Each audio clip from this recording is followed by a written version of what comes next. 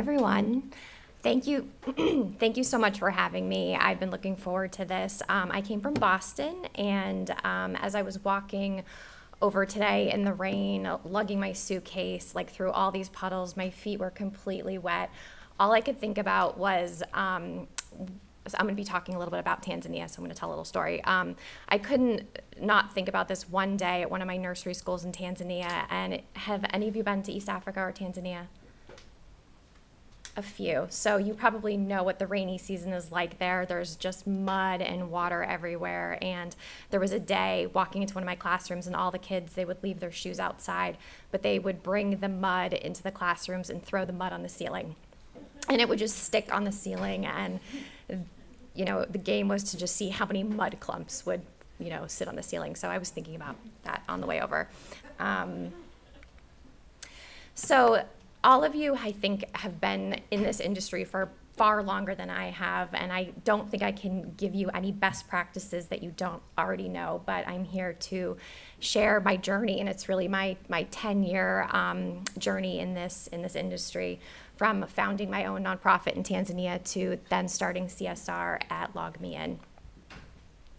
So in 2009, I was finishing up my master's degree in museum studies at Harvard, and I wanted to be a museum curator. And for those of you that know 2008, 2009, not a great year for jobs, nothing. And so I finished my master's degree and scooted off to Tanzania, and I taught math and English at a nursery school in Moshi, Tanzania, right at the base of Mount Kilimanjaro. And when I returned back from this amazing experience, I thought, what should I do? I'm going to start a nonprofit to help the school that I was teaching at. They didn't really have anything, and I thought, I certainly know some donors that could get this started. So I started a nonprofit called Project MEMA, making education in Moshi accessible, primarily to help the school that I was teaching at. And then that quickly grew to expand to another school, and then we also have a primary and secondary school sponsorship program. Then I got into the tech world by happenstance, and I worked at a small Salesforce.com consulting firm. And there I became completely obsessed with Salesforce and completely obsessed with Mark Benioff, who's like my hero in the philanthropy world. And then the company that I was at was acquired by LogMeIn. I don't know if any of you know about LogMeIn, but we have lots of different products: GoToMeeting, LastPass, Rescue. And there I was in marketing and operations, and because I was doing this work in Tanzania, they found out about it and quickly connected me to a small charitable committee at the company. And you can see in the center photo, there's a picture of some of my kids wearing LogMeIn sweatshirts. So very quickly, the company started supporting Project MEMA. And then because I was obsessed with Salesforce, I said, I want LogMeIn to be Salesforce. I want the one-for-one model. I want the whole thing.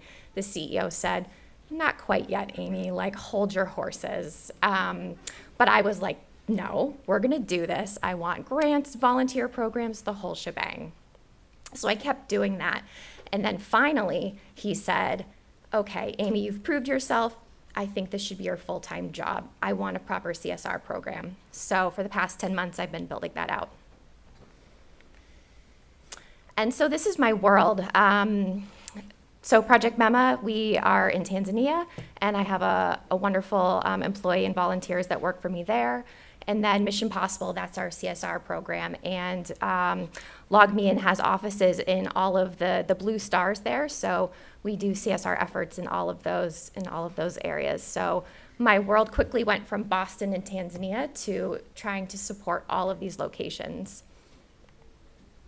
And if we can play this video, this just shows our kids in Project in Tanzania.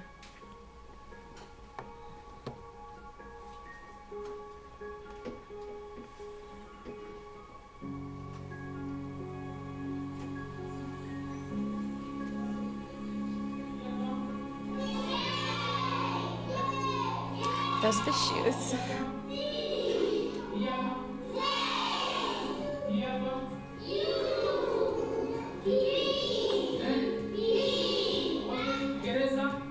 Education is everything in this life.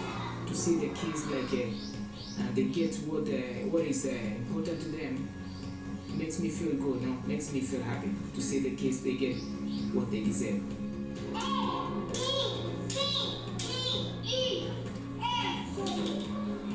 Walimu ni watu muhimu sana kwa sababu mtoto asipokwenda shule hawezi kujua kusoma na kuandika, na wala tutapata taifa la kesho kutokana na madaktari, maaskari, watu gani, yote yanatokana na elimu.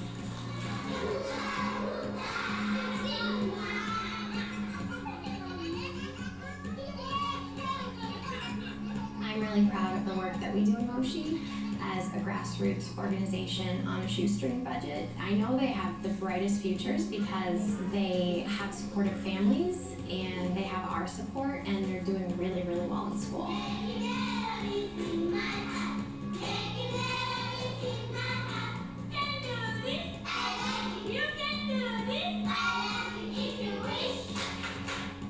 It's good to get education because you can speak English and you can get a good work which you like. Because when you take science, you can be a doctor, an engineer, or a pilot. A lot of people, they don't get the opportunity to go to school. But here, it's very important to be able to provide the kids the education to help for their future, to build their future. Kama MEMA itasimamisha misaada yake, kituo cha magereza kitakufa, kwa sababu wazazi wengi wanategemea MEMA project, hawana uwezo wa kusomesha watoto pale. Ndio isingekuwepo ni kwamba wangeendelea kusoma shule zile za awali, na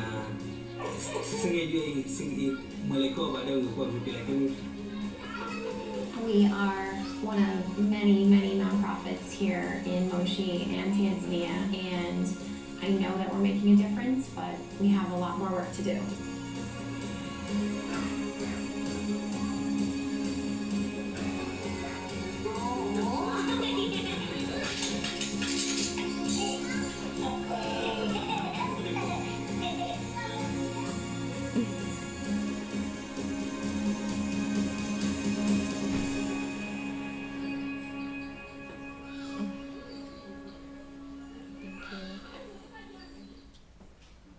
So that's a little, thanks.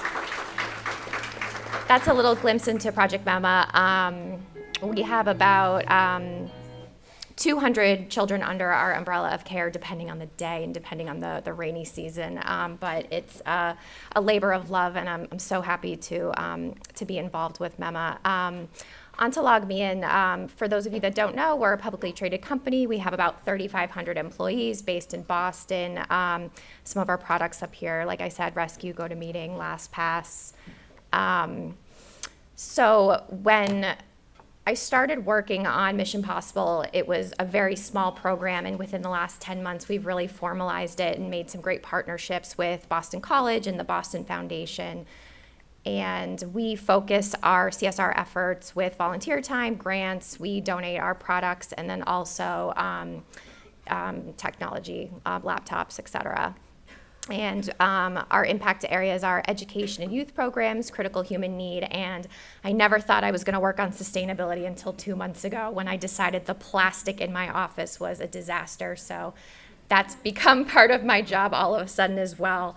And working with my facilities team has been a challenge. So if anyone has advice at lunchtime on dealing with your facilities teams, please hunt me down.